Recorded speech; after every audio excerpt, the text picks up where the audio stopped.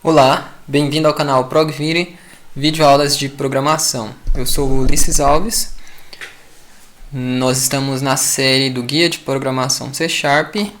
Na última aula nós estávamos vendo listas genéricas do tipo string. E nessa aula nós vamos olhar tipos de listas, melhor dizendo, de outros tipos de dados.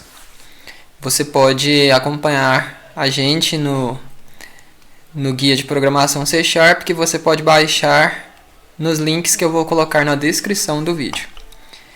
Então vamos começar aqui.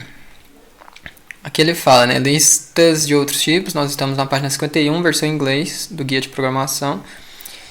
Você esteve utilizando o tipo string nas listas até o momento. Aqui no código, tanto que o nome do método da última aula foi trabalhando com strings. Nesse trabalhando com strings, a gente criou listas do tipo string aqui. List string e utilizou strings. Agora nessa aula nós vamos trabalhar com listas de outro tipo de dados, mas vai ser lista da mesma forma. Muda praticamente só o tipo de dado aqui e o tipo de dado que você coloca na lista. Vamos olhar. Vamos criar agora uma lista, um list, né? Lista genérica utilizando um tipo diferente. Aqui ele fala para a gente criar um conjunto de números. Ele tem aqui um código. Digite ele aqui embaixo, por favor. Comente a chamada Working with Strings. E aqui, Fibonacci Numbers. Aqui em Fibonacci Numbers, ele é uma lista de inteiros que representa os números, a sequência de Fibonacci. Começa com 1 e o segundo elemento é 1 também. E aí, aqui a gente definiu essa lista como new list int. E aqui a gente coloca os números. Da mesma forma que a gente fez antes. Na lista de nomes a gente fez new list string. E aqui dentro a gente coloca strings, porque a lista é de strings. Então os conteúdos dela tem que ser strings. Ao passo que nesse caso a lista de Fibonacci, sequência de Fibonacci, é composta por números. Então a lista também é genérica, mas é do tipo int, ou seja, números inteiros. É uma lista genérica de números inteiros. E aqui está os dois primeiros elementos da lista. Isto cria uma lista de inteiros e define os dois primeiros inteiros para o valor 1.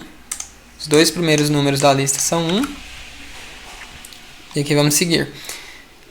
Estes são os primeiros dois valores de uma sequência de Fibonacci, que em programação é muito conhecida. Aqui ele dá uma descrição dessa lista rapidamente, né? Basicamente é uma sequência de números, mas não é uma sequência de 1 em 1. Por exemplo, aqui o primeiro número é 1, o segundo é 1 de novo. Mas e o próximo? Qual será? Aqui ele explica. Cada número na sequência de Fibonacci, o próximo número é encontrado somando-se os dois números anteriores. Então, nesse caso, o terceiro número seria igual a 1 mais 1, que os dois primeiros números não são 1. Então, você soma 1 com 1, o terceiro número seria 2. O terceiro número, você pega os dois últimos números aqui, 1 mais 2, aqui vai ser 3. Depois você soma 2 com 3, tem 5. Depois 5, 3 mais 5 e 8, etc. Ok? Mas aqui, de início, é só dois números mesmo aqui. E aí ele pede para a gente adicionar esse novo código aqui para adicionar mais um elemento na lista de Fibonacci. Como a gente viu nas aulas anteriores, a gente utiliza o método add para adicionar mais elementos na lista. Então aqui já tem dois elementos.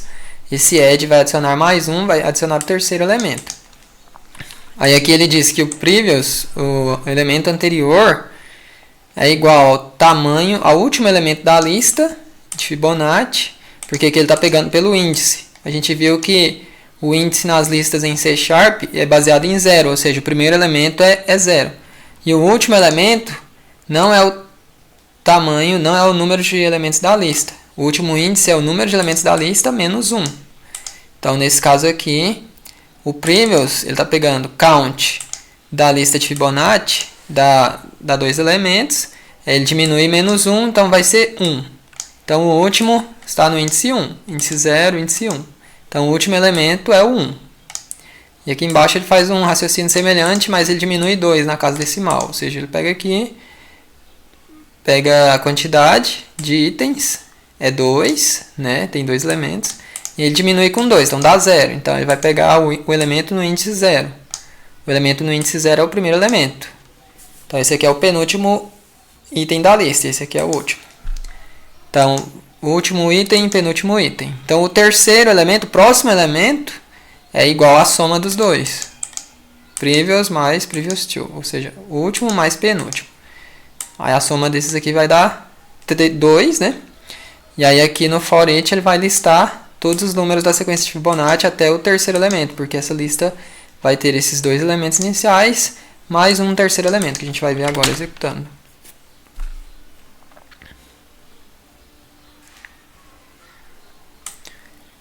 Tá aí. Então a gente tem o primeiro elemento é 1, o segundo elemento é 1 também, e o terceiro elemento é a soma dos 2 últimos elementos. 1 mais 1 é igual a 2. Por isso que o terceiro elemento é 2. Seguindo a regra da sequência de Fibonacci. Então, o objetivo desse vídeo era mais de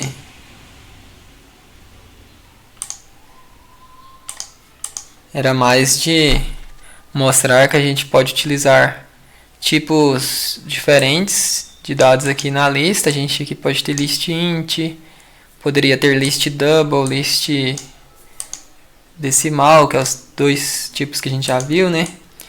Aqui anteriormente a gente viu lista de strings. O comportamento das listas é o mesmo. Continua tendo o método add para adicionar, o método sort para ordenar, como a gente viu. E continua sendo possível utilizar for each, enfim. Tudo é a mesma coisa, só muda o tipo de dado que a lista vai armazenar. Nesse caso é uma lista de inteiros, e na última aula a gente viu uma lista de strings. Então você pode entender que na definição do tipo list aqui, esse T aqui genérico, se você der F12, né, aqui no list, é só você entender que esse T pode ser praticamente qualquer tipo de dado. E aí os métodos são criados, os comportamentos dessa classe da lista são baseados no tipo que você informar. O comportamento é idêntico, mas o tipo de dado que muda apenas. Por isso que a gente diz que é genérico. Funciona para qualquer tipo de dado. Aí você diz qual tipo de dado é aqui. Então é isso para essa aula. Na próxima aula eu vou explicar melhor o que é a lista de Fibonacci e vou apresentar um desafio para você estar resolvendo ele com base no que a gente já viu até o momento no decorrer do vídeo, do curso, quer dizer, da série, do Guia de Programação C#. Obrigado por assistir. Peço que curta o vídeo, se inscreva no canal para acompanhar os próximos vídeos da série. Deixe seu comentário, tire qualquer dúvida se você tiver alguma aí nos comentários. E a gente se vê no próximo vídeo da série. Abraços, até mais.